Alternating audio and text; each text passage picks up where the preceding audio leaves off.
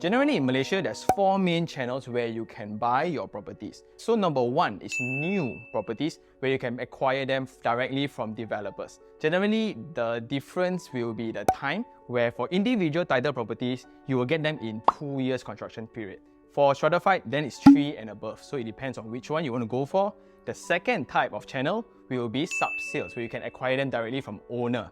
So this is where you can go to property portals like Property Guru. You can go and look for how much people are listing for, and you can acquire them. The time period then differs in accordance to the title, whether is it freehold or leasehold. The third one will be auction property, where a lot of people think that it's going to be cheaper, where people go out on lelong. Unfortunately, that's not always the case, because it depends on the quality of property, whether is it good or not so good, because that results in a different amount of bidders. The more bidders for one property, the price may vary.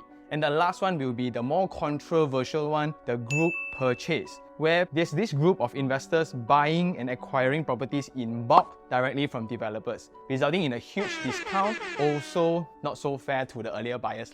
So these are the main 4 channels where you can buy your properties in Malaysia.